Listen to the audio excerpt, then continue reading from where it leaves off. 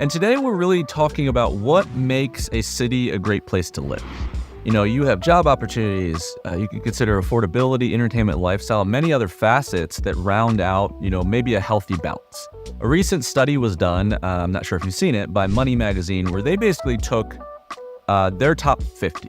Of all the cities you could pick in the United States, they picked 50 that were their top and they ranked them.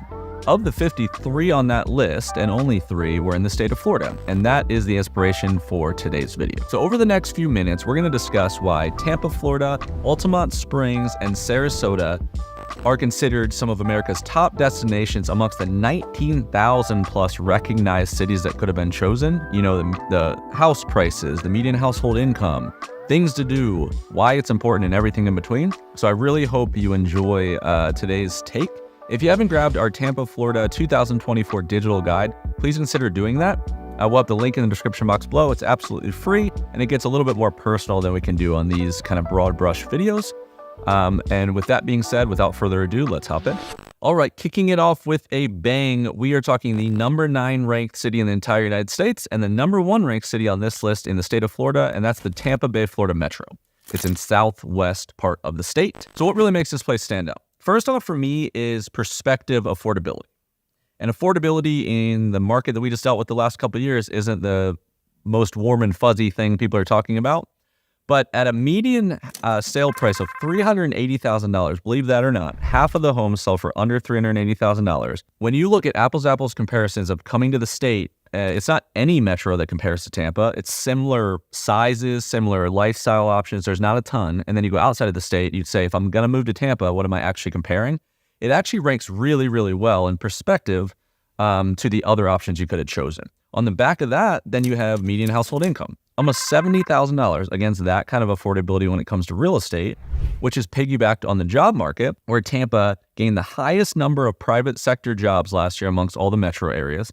Tampa also led all metro areas in year-over-year gains in education and health services, 24,400 jobs added, professional business services, 13,000 plus jobs added, and construction increasing by 5,100, not to mention some of the tourism and other things going on. So I think that's a good way to start.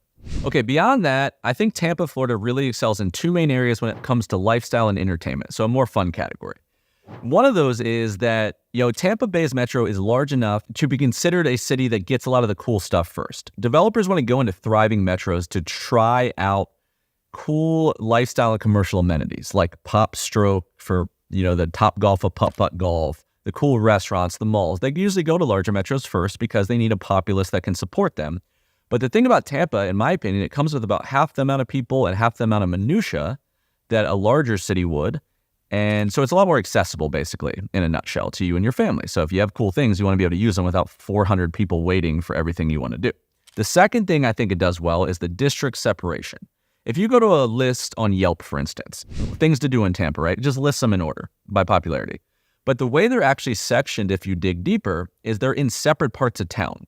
Go here, do this, go here, do this. And it's very separate, i.e. it's way easier to get your mind around. So for instance, you have your downtown Tampas of the world, traditional work-based metro, work first, lifestyle second, more businesses than restaurants. But then that opens to a river district, so the Tampa River Walk. And that is a river walk that's open container based on metal docks. There's water taxis on the Hillsborough River, restaurants that line it. You have Armature Works, which is like a train repair factory that's now an open air, mixed use market. You have that, right? And that's more in like the northern part of Tampa. You can go down to South Tampa, go to a whole different place called Hyde Park Village, 6-block, upscale, walking, eating, shopping district that is surrounded by historic homes. You can go over one exit from that to the International Mall and Bay Street Plaza, which is, large commercial, like it's an upscale luxury mall. So you have your commercial restaurants and stuff, but it's very lovely, very nice. There's a whole scene down there. That's not to mention all the sporting events. You have the Tampa Bay Bucks. You have the Rays in St. Pete. You have the Lightning. Most of that Tampa stuff clusters in 3 or 4 exits from each other. And I didn't even mention St. Petersburg yet. And St. Petersburg has a whole downtown that's much more fun first, work second. It's a lot larger based on hospitality venues than Tampa. And then that's all the beaches. You have Fort DeSoto Beach, St. Pete, Clearwater. You have Tierra Verde, Paso Grill, one of my favorite, Treasure Island, Madeira, Reddington. You can go on and on and on and on. So it's just the total diversity when it comes to how they're separated that it gives you a lot of things at your disposal depending on what stage you're currently in. Okay, and the last thing I want to mention real quick for Tampa Bay when it comes to the pro side of why it made this list, in my opinion, which they didn't mention distinctly, but it's really special to me, I think where it stands out, is housing variety. Just like the way I mentioned on the entertainment side, that you can go all over the place and do whatever you're feeling that day. It doesn't matter if you're 7 years old or 80 years old. You can reinvent yourself all through the way, and there's a ton to satiate those needs. You're not going to run out. Housing's very similar. If you want to move to the suburbs, you want like a house that's a traditional Florida house, you need, 3 to 4 bedrooms, 2.5 baths, you need a backyard. You could go north to Wesley Chapel, Temple Palms, Lutz, Zephyr Hills, that direction, 25 miles north of downtown Tampa. It's the newest, it's the biggest, it has the most land, it's master plan, it's like a Lakewood Ranch, Florida Junior. Or you could say, I want to stay a little closer to town, I'm going to go east. I'm going to go to Brandon, Valrico, Riverview, the Fishhawk districts over there. A lot of the MacDill Air Force Base military folks live out there. There's a whole scene out there. You could go west and say, I want to be 20 minutes from both Clearwater Beach and downtown Tampa and still be in Tampa. And you could go to West Chase, Carrollwood, Northdale, Town and Country. Or you could go southeast. You can't go south because of water. You can go southeast and you can say, I want some affordability. I want Brandon, but more affordable. Go to Wilmama, Ruskin, Apollo Beach, and that's all just suburbs. Or you could say, I don't like the Pleasantville kind of homes. I want to live near the city. That's why I'm moving to Tampa. I want to be by the stuff. I don't want to be 25 miles. And you could say, say I have $2 million and I want to do that, right? You could go historic Hyde Park and be walking district to Hyde Park 6-block village, be 2-3 miles from everything else that you would want to be in town, including all the sporting events except for St. Pete, and have a large, sprawling, historic, renovated home in a neighborhood that looks charming and quaint and looks picturesque. You could get a more eclectic version of that and go Riverside Heights or Seminole Heights and Tampa Heights, similar housing, half the cost. Or you could say, I feel the vibe in St. Pete's more for me. I want to work in Tampa, but I want to live in St. Pete. And you could do Old Northeast, St. Paul Euclid, front porch parties, a community that thrives, walk to downtown. And I could go on and on and on.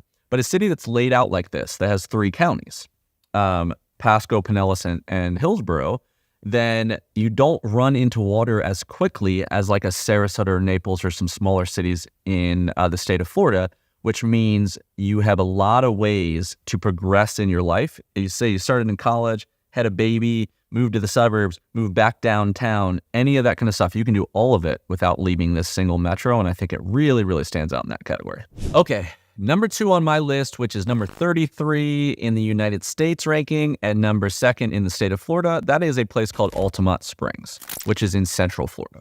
So this is your Orlando option. And the way that I like to think about the state on a macro standpoint is, Orlando and Tampa, you're probably ending up in one of these 2 metros for similar reasons. It could be, a lot of times it's going to be, if you're coming from out of state especially, it's going to be jobs. A lot of times it's school, University of Central Florida, University of South Florida, University of Tampa.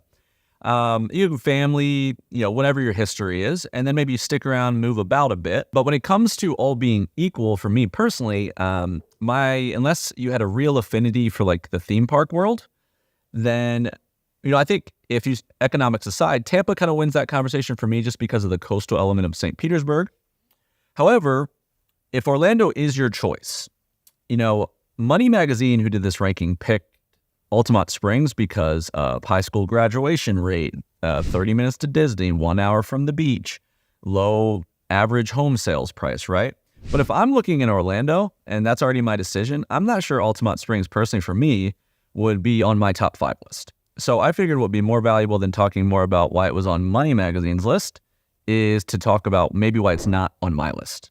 So what my experience, being in Orlando, but more importantly, advising people that are looking within the state of Florida trying to pick where they want to live, is I'd probably, put my hat in the ring more of a place that is on the progressive side of things. What people are struggling with for the most part is that difference between suburban housing, but not getting too far from town, against kind of urban infill housing, but that's hard to navigate. Maybe it's not for them. You have a family, maybe you don't have a family, cost, things to do, all that. They want to blend. People want more of a live, work, and play. When I leave my neighborhood, there's more that's close by, the communal amenities, And it's not everything so separate, like I'm commuting to work and I'm coming home and I'm in a hamster wheel. And there's a lot of areas in Orlando that do that a lot better than Altamonte Springs, in my opinion. And so I would lean on the side, and this video is not about this, we can get into this more later, but I would lean on the side of Lake Nona's of the world, Windermere, Winter Park, Winter Garden. There's a lot of areas that are thriving. Where Orlando really stands out is when it comes to density of new construction homes. You have a lot of affordability, but you also have a lot of variety mixed together, right? You have townhomes, you have villas, you have everything from first-time home buyers to empty nesters leaving and everything in between. They're building, work options within these communities, walkability, mixed-use master plan concepts.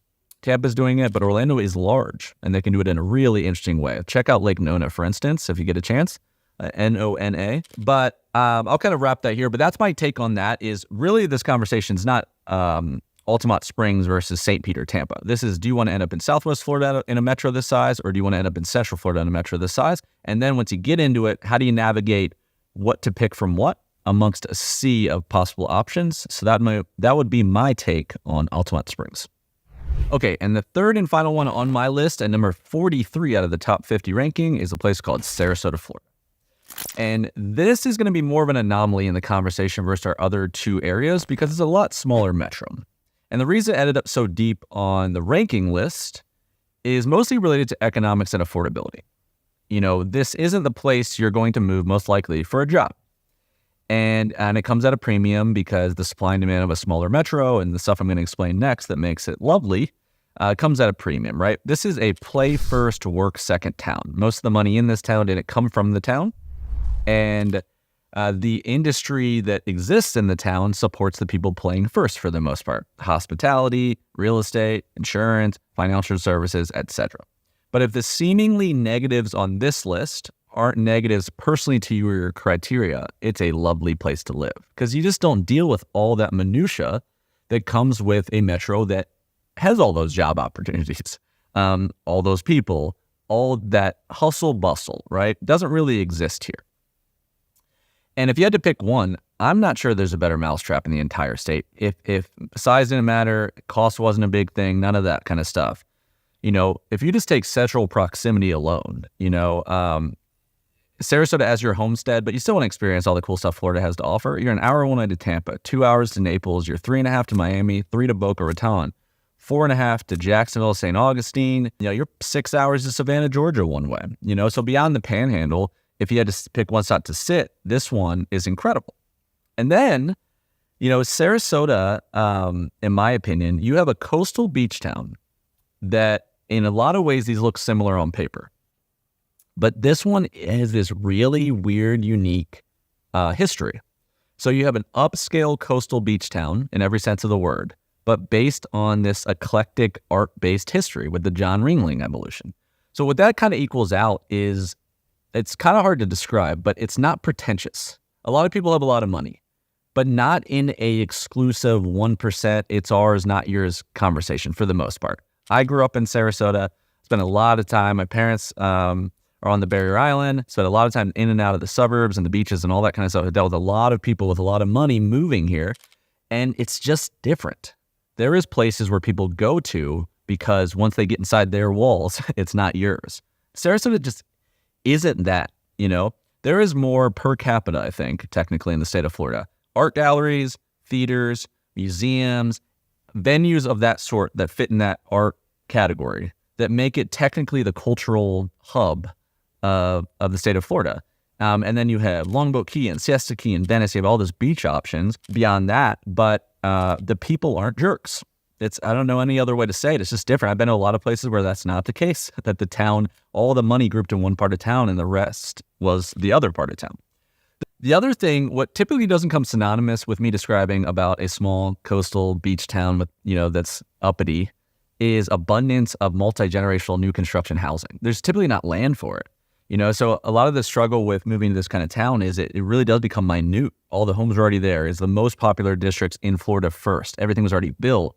So people are doing urban infill teardowns, etc. Well, Sarasota has Lakewood Ranch, Florida, which is #1 multi-generational master plan, I think, in the United States. Welland Park is a brand new, really sexy. It's 20 minutes from 3 beaches down in Venice, which is in Sarasota County. And then you have a bunch of new construction in between. So I've found that solves a very, very big need for people when they move to Florida. That's something that like a Naples, Florida, for instance, just doesn't have half of the abundance. Lakewood Ranch has 40 plus communities. It's like 3 downtowns in it. It's got like 60, 70 different clubs, hundreds of live events a year. That's one master plan suburb. That's 30 minutes one way to downtown Sarasota. So if you want to experience all that this kind of thing has to offer, Sarasota is cool, especially in the world of the work from home now, where maybe you could live in a metro like this that wasn't feasible if you had to commute into downtown, where you can experience all of this, but you can have a 3,500 square foot single family house with a screened in pool, patio, friends with your neighbors, and then be at Siesta Key Beach in 35 minutes. That is something that the more you look around the state of Florida is harder to find. You might love the town, can't make the housing work, or vice versa. So that's the other thing if I had to pick another one that really stands out to this metro. Okay, that does it for today's video. I really hope you enjoyed this take. If you did, please consider subscribing to the Florida Relocation Guide if you've not already done so. We talk about Tampa, St. Pete, Wesley Chapel, Clearwater, Dunedin, Sarasota, Venice, Lakewood Ranch, Southwest Florida, and beyond. So if you resonate with any of that kind of content, this is a great place to be. Again, my name is Adam Hancock, and I have a few things I just wanted to share with you before we head out here. One, if you don't already know, I own a real estate company called the SunshineStateCo.com. It's a residential real estate brokerage. We can help you with any needs beyond just relocation, new construction, any buying or selling needs in the state of Florida. We have a really unique team. So if you're interested, you like this kind of content, you want an extension of that, please consider reaching out. We also have a brand new community group we released, which is like the first of its kind. It's a group that's private to just the members of this community right here. And what it adds is a couple extra layers. So you have the videos and all this kind of stuff with the YouTube subscription, and you have maybe you're getting our newsletter and guides, all that. What the community adds is a little bit more intimate approach. So one, the whole week, every week when I'm working through ideas and a lot of the content from the newsletters and the videos, all the stuff I'm researching basically to put stuff like this together, I kind of do a brain dump ruminations of where once a week I share that information where it's more real time, basically. If there's any incentives or new releases and all that kind of thing, rather than waiting 30 days to get that information, I basically give you more of a blurb of stuff, just more conversational with me. We also, all our giveaways, they go in there first before the video that they're about mentions them. And then finally, at any point in that group, I'm the moderator of it. So at any point in that group, you can hover over my picture of my face and you can directly DM chat with me. So this would be a good place if you wanted to ask me any individual questions you're working through, whether you're working with an agent on our team already or not. Then I'll send you a voice memo with my answer. I'll chat back to you, that kind of thing. And I'm going to keep up with that as fast as I can. I check it several times a day. So that's what the community would offer that nothing else does. It's absolutely free. And then again, the SunshineStateCo.com is kind of our ecosystem. All of our blogs, our whole world, all of our contact information's there. So if you're inclined to participate in any of that, please do so. Again, my name is Adam Hancock. You have just watched a video by the Florida Relocation Guide YouTube channel. We'll see you on the next one.